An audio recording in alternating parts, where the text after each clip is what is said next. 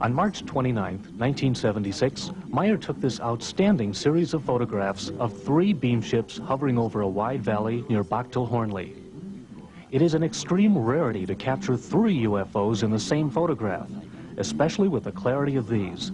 But to Meyer, this remarkable photography had become commonplace.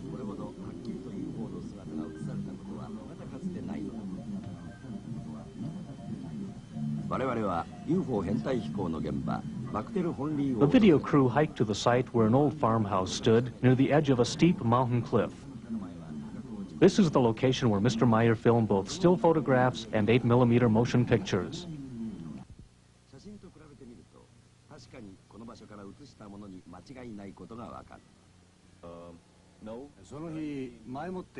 Meyer remembers that when he first arrived at the site, he was nervous, excited, and wanted to begin the experience immediately. Then, without warning, the beam ships arrived.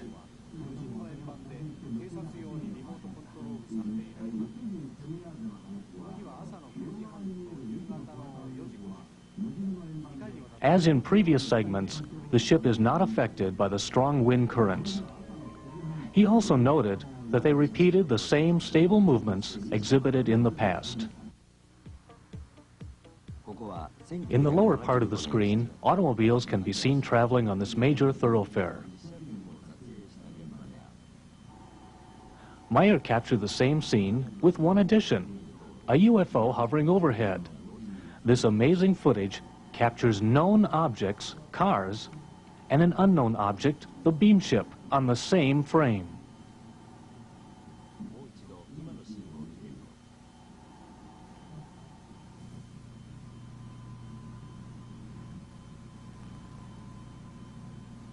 Here, the Japanese utilized the freeze frame technique in order to determine the size relationship of the beam ship to the car.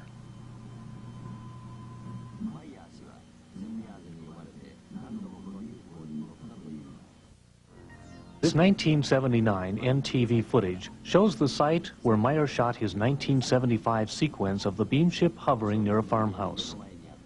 As this footage dissolves to Meyer's original film, note the beam ship beginning an aerial display above a large tree which once stood near the farmhouse. Meyer recalls that he was guided telepathically to the location and that the weather was bad. Snow and rain fell throughout the day. Once again, the erratic movement of the craft gives the appearance of an object suspended by a string or wire.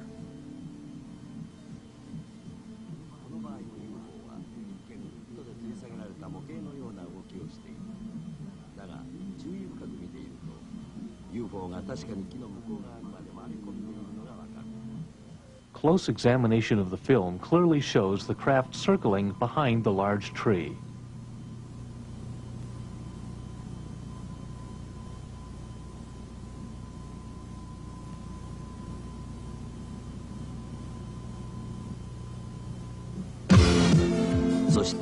When the size of the beam ship is compared to that of the tree and the house, it becomes obvious that due to its size, it would be impossible to suspend with strings or wire.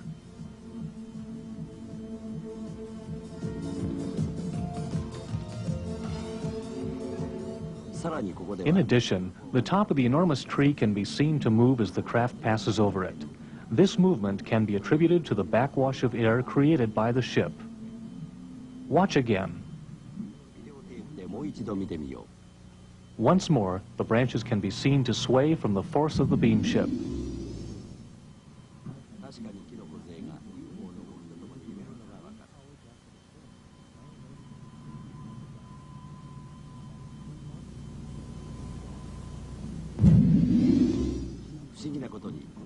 Mysteriously, within 3 hours after the filming, Meyer noted that the tree began to die. Inside of 3 months, the tree was gone, leading to the conclusion that perhaps the electromagnetic radiation or energy contained some harmful elements that might have killed the tree. This segment clearly illustrates that the Palladian beam ships are capable of transcending dimensions at will. Watch closely. The craft is seen hovering in the upper portion of the screen. Then suddenly, it will literally jump down to a point just above the knoll in the lower center of the screen.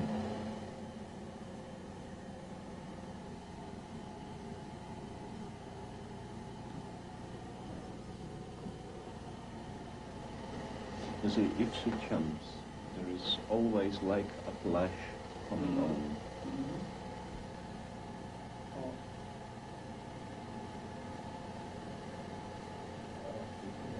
And sometimes I got UFO がこのような瞬間移動をするとき、なぜかわかりませんが、私の体に一瞬電気のようなショックを感じるんです。Now we will examine the film frame by frame. Analysis failed to detect any alteration or trickery in the film. At the moment of the dematerialization or jump, the scene becomes very bright, unreasonably bright. Could there be a correlation between Meyer feeling an electrical shock during the contacts and the film becoming brighter? Now, analyze the beam ship's dematerialization scenes we reviewed earlier. 3 frames prior to the disappearance, a green exposure is observed in the lower part of the scene. The same phenomenon occurs within 3 frames of the return of the craft.